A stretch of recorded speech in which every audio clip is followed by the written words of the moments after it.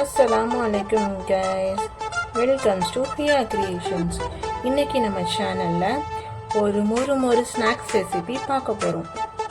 அதாங்க potato spring roll samosa எப்படி செய்கிறதுன்னு நம்ம பார்க்க போகிறோம். அதுக்கு தேவையான இன்க்ரீடியன்ட்ஸ் பார்த்துட்டு குயிக்காக செஞ்சிடலாம். ஓகேவா? பொட்டேட்டோ ஸ்ப்ரிங் ரோல் சமோசா அதுக்கு தேவையான மெயினான ஒரு விஷயம் இந்த பொட்டேட்டோ ஸ்டஃபிங் தான். ஸோ இது வந்துட்டு ஆல்ரெடி நான் ப்ரிப்பேர் பண்ணி வச்சுட்டேன். இந்த ப்ராசஸ் சொல்லணும்னா நம்ம வீடியோ ரொம்ப லென்த்தாக போகும். ஸோ அதனால் குயிக்காக பார்த்துடலாமா? ஒரு 3 சைஸ் மீடியம் சைஸ் பாயில் பண்ண பொட்டேட்டோவை தோலை உரித்து பேனில் சோம்பு, சீரகம், இஞ்சி பூண்டு பேஸ்ட்டு, பாதி அளவு தக்காளி, 2 பெரிய சைஸ் வெங்காயம் பொடி பொடியாக கட் பண்ணி நல்லா வதக்கிக்கணும். ப்ளஸ் அதில் உப்பு சேர்த்து பாயில் பண்ண பொட்டேட்டோவை நல்லா மேஷ் பண்ணி அதில் ஆட் பண்ணி மிளகாய் பொடி, அப்படி விருப்பப்பட்டால் சிக்கன் பொடி கூட நீங்கள் ஆட் பண்ணிக்கலாம். நல்லா சுருள கிளறி இதே மாதிரி நீங்கள் ரெடி பண்ணி வச்சுக்கலாம். ஓகேங்களா? ஸோ இதுதான் சிம்பிளாக பொட்டேட்டோ ஸ்டஃபிங் செய்கிறது. உங்களுக்கு தேவைப்பட்டால் நீங்கள் பட்டாணி, கேரட் இதெல்லாம் சேர்த்து பண்ணுவாங்கல்ல, பன்னீர் சேர்த்து பண்ணுவாங்க சில பேர், அந்த மாதிரி ஸ்டஃபிங் கூட ரெடி பண்ணி வச்சுக்கலாம். இந்த ஸ்டஃபிங்க்கு அப்புறம் நெக்ஸ்ட் இதுக்கு தேவையான மெயினான இன்க்ரீடியன்ட் வந்துட்டு சப்பாத்தி. ஓகேங்களா? ஸோ சப்பாத்தி மாவு நம்ம பிணைஞ்சு ஆல்ரெடி வந்துட்டு பரத்தி வச்சுட்டோம். ஸோ இதில் வந்துட்டு நம்ம எப்படி ரெடி பண்ணுறது குயிக்காக பார்த்துடலாம். இதில் தேவையான அளவு வந்துட்டு மேலாப்பில் நீங்கள் ஆயில் ஸ்ப்ரெட் பண்ணிக்கோங்க. ஓகேங்களா? நெக்ஸ்ட்டு இதில் இந்த பொட்டேட்டோ ஸ்டஃபிங் வச்சு ஸ்ப்ரெட் பண்ணி விட்டுக்கணும். ஸோ நம்ம ஆயில் மேலே லேசாக அப்ளை பண்ணுறது இந்த ஸ்டஃபிங் வந்துட்டு கொஞ்சம் வந்துட்டு ஒட்டணும் அப்படின்றதுக்காக தான். சரிங்களா? ஸோ எல்லா இடத்துலையும் ஸ்ப்ரெட் பண்ணி விட்டுக்கோங்க.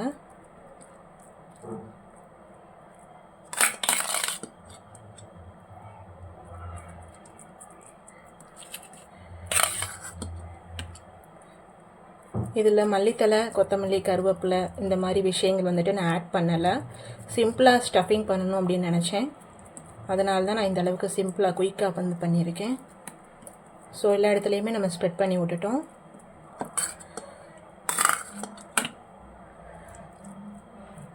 கொஞ்சம் தடிமனாக இருக்கணும். அப்போ தான் வந்துட்டு நம்ம சாப்பிட்றப்ப நல்லாயிருக்கும் டேஸ்ட்டு. ரொம்ப ஃப்ளாட்டாக பண்ணக்கூடாது இதை. ஸோ எல்லா இடத்துலையுமே நம்ம ஸ்டஃபிங் பண்ணியாச்சு.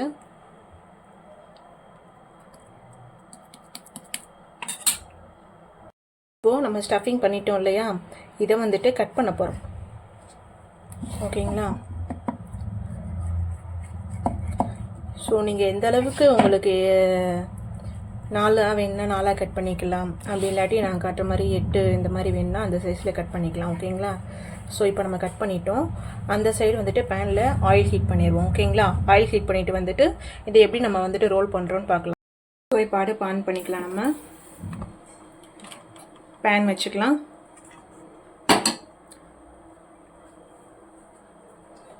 உங்களுக்கு என்ன ஆயில் தேவையோ அந்த ஆயில் நீங்கள் யூஸ் பண்ணிக்கலாம். மோஸ்ட்லி வந்துட்டு தேங்காய் எண்ணெயில் வந்துட்டு பண்ணால் எல்லா டிஷ்ஷுமே நல்லாயிருக்கும். நான் இன்றைக்கி வந்துட்டு தேங்காய் எண்ணெயோட கொஞ்சம் பாம் ஆயில் கலந்து யூஸ் பண்ணுறேன். ஓகேங்களா? ஸோ ஆயில் அப்ளை பண்ணிக்கலாம். கொஞ்சம் ஊற்றிக்கணும்.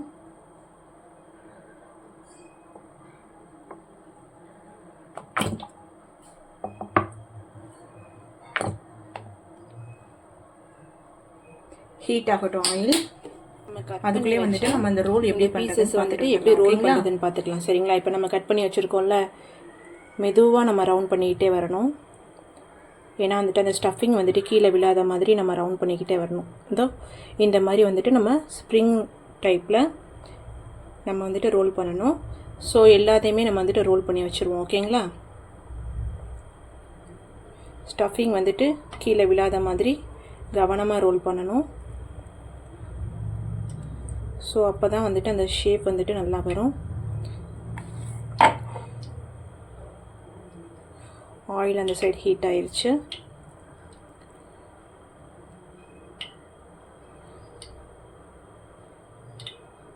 நம்ம வந்துட்டு ரொம்ப தின்னாக வந்துட்டு ஸ்ப்ரெட் பண்ணக்கூடாது. ஏன்னா வந்துட்டு ரோல் பண்ணுறதுக்கு நம்மளுக்கு வராது.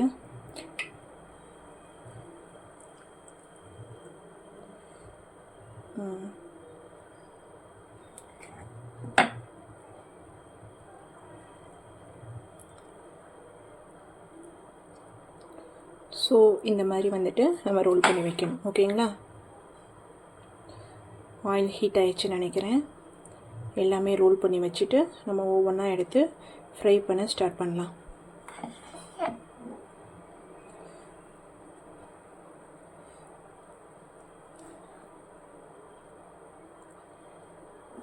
ஓகே,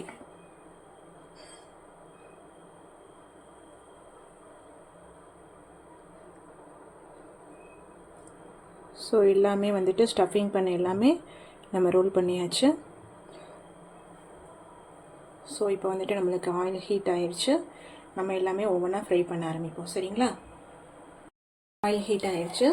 ஸோ நம்ம ரோல் பண்ண ஒவ்வொன்றா போட்டு பொரிக்க ஆரம்பிக்கலாம்.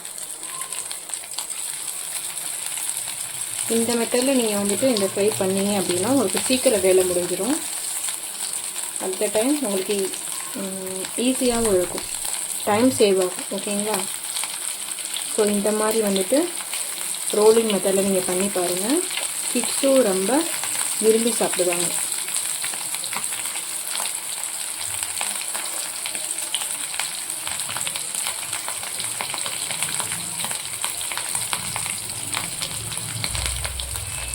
ஸோ ஃப்ரை பண்ணோன்னே நெக்ஸ்ட்டு எப்படி ஃப்ரை ஆகி வருது அப்படின்றத நம்ம பார்க்கலாம்.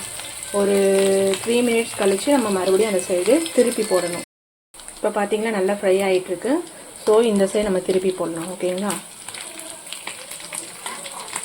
பார்த்திங்கன்னா அழகாக கோல்டன் ப்ரௌனில் 2 சைடுமே வந்துட்டு ஃப்ரை ஆகிடுச்சு. ஸோ இதை எடுத்து நம்ம சர்வ் பண்ணி சாப்பிட கொடுக்கலாம் வீட்டில் உள்ளவங்களுக்கு. ஓகேவா? அடுப்பு ஆஃப் பண்ணிடலாம்.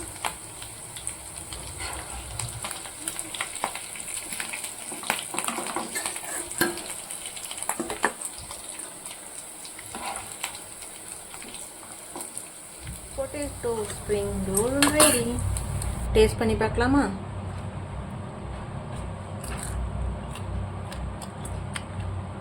க்ரன்ச்சியாக இருக்குது. கோதுமை மாவில் தான் நம்ம பண்ணியிருக்கோம். மைதா மாவுலேயும் பண்ணலாம், அது இன்னும் க்ரன்ச்சியாக இருக்கும், கிறிஸ்பியாக இருக்கும். கோதுமை மாவு ஹெல்த்தி தானே. ஸோ வந்துட்டு நம்ம கிறிஸ்பியாக ஹெல்த்தியான ஒரு ஸ்நாக்ஸ் செஞ்சுருக்கோம். இதுக்குள்ளே உள்ள பொட்டேட்டோ ஸ்டஃபிங் வந்துட்டு வெளியே கொஞ்சம் வந்துருச்சு. ஸோ அது வராத மாதிரி நெக்ஸ்ட் டைம் வந்துட்டு நம்ம செய்யும்போது அந்த மைதா மாவு பேஸ்ட் வச்சு சீட் பண்ணுவாங்கள்ல, அந்த மாதிரி மெத்தடில் நம்ம ட்ரை பண்ணி பார்க்கலாம். ஓகேங்களா? Happy tasting. தேங்க்ஸ் ஃபார் வாட்சிங். நம்ம வீடியோவை சப்ஸ்கிரைப் பண்ணிவிட்டு பாருங்கள், லைக் பண்ணுங்கள், கமெண்ட் பண்ணுங்கள், ஷேர் பண்ணுங்கள். தேங்க்ஸ் ஃபார் வாட்சிங்.